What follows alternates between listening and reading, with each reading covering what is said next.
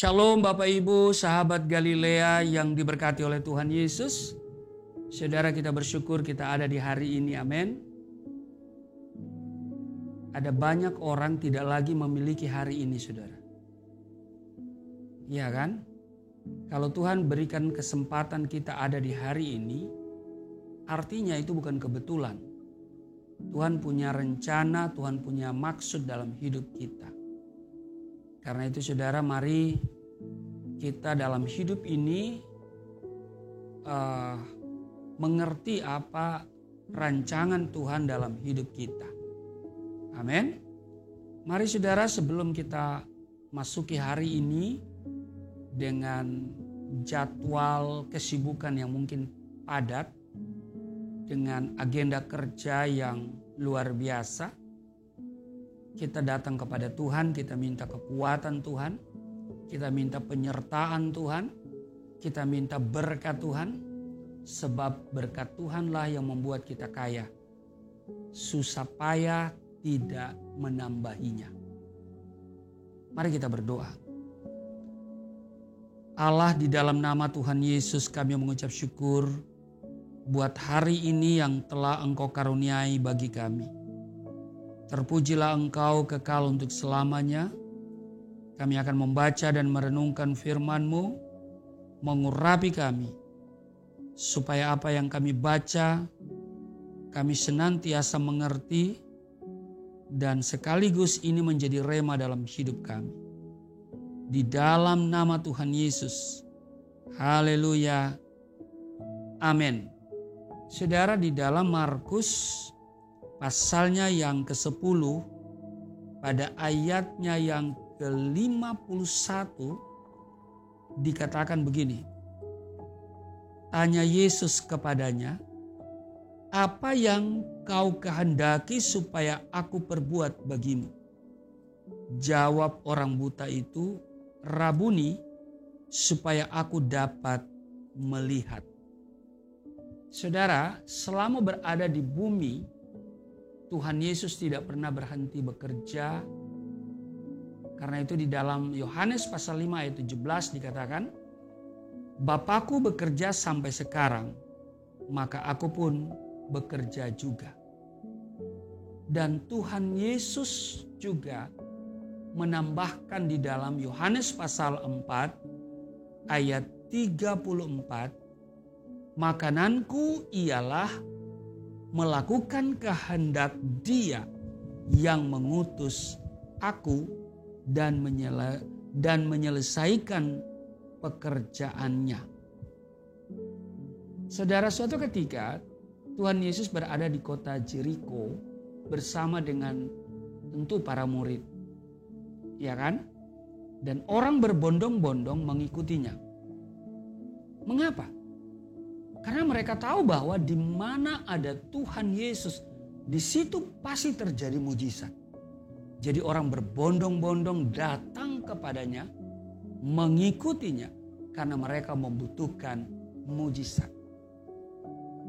Dan keberadaan Tuhan Yesus di suatu tempat, ya, dan pada saat itu ada di Jeriko, ini didengar pula oleh seorang yang bernama Bartimeus, seorang pengemis buta yang duduk di pinggir jalan. Saudara, di zaman dahulu pekerjaan yang dilakukan oleh seorang pengemis hanyalah mengemis atau mengharapkan belas kasihan dari orang lain, tidak lebih daripada itu. Itulah sebabnya banyak orang yang memandang mereka sebagai orang yang rendah dan hina. Nah, Bartimeus meski buta, dia memiliki pendengaran yang peka. Jadi dia memiliki kepekaan dalam hal mendengar. Itulah sebabnya ketika mendengar, ya kan, bahwa Tuhan Yesus sedang melintas di Jeriko, berteriaklah ia, "Yesus anak Daud, kasihanilah aku."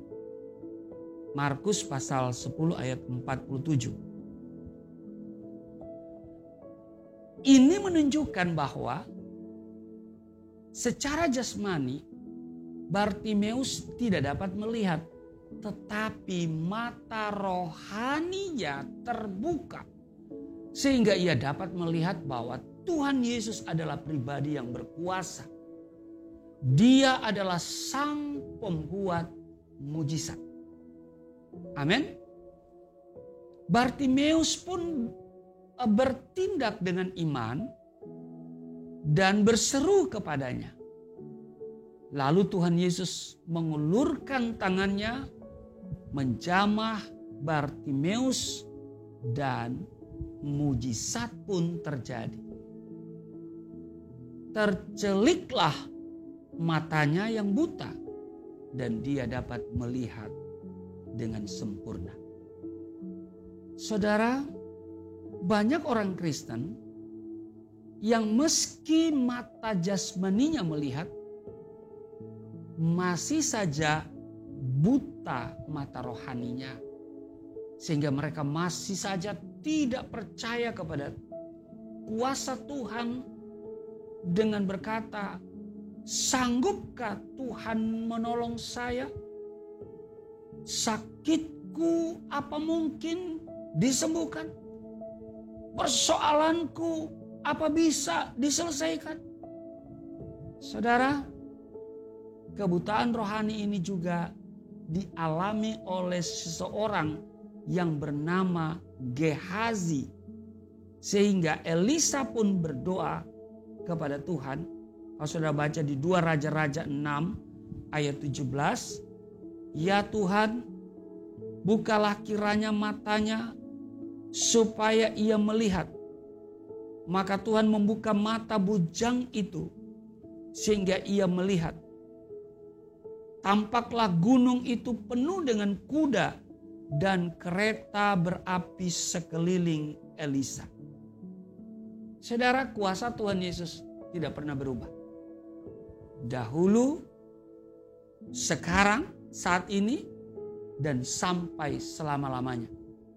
Asal kita datang kepada Tuhan dengan iman, dengan kesungguhan, dengan semangat, mujizat pasti dinyatakan kepada saudara dan saya. Kalau Bartimeus menerima mujizat yang tadinya seorang buta dengan pekerjaannya adalah seorang pengemis, ya. Ketika Yesus sembuhkan dia bisa melihat dengan baik, dan saya percaya keadaan kondisi ekonominya dipulihkan. Pasti dia tidak lagi bekerja sebagai seorang pengemis, ya, tapi dia pasti bekerja dengan baik.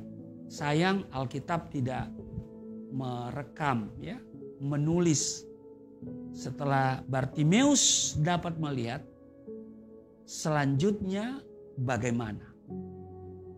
Saudara, kita tidak perlu cari tahu itu, ya. Yang pasti bagi saudara dan saya adalah percaya sungguh-sungguh kepada Tuhan. Amin. Kita datang kepadanya dan kita pasti mengalami mujizat. Tuhan Yesus memberkati, mari kita berdoa. Terima kasih Tuhan, kebaikan-Mu itulah yang kami alami dan inilah mujizat itu. Berkati seluruh sahabat Galilea, seluruh subscriber Galilea Network. Kalau mereka berada dalam kesusahan, Tuhan berikan penghiburan. Kalau mereka berada dalam kekurangan, Tuhan yang cukupkan. Bahkan Engkau datang supaya kami hidup yang berkelimpahan. Berkati anak-anak Tuhan, dimanapun mereka berada, biarlah semua mereka lakukan itu demi hormat dan kemuliaan nama Tuhan Yesus. Terpujilah Engkau di dalam nama Tuhan Yesus.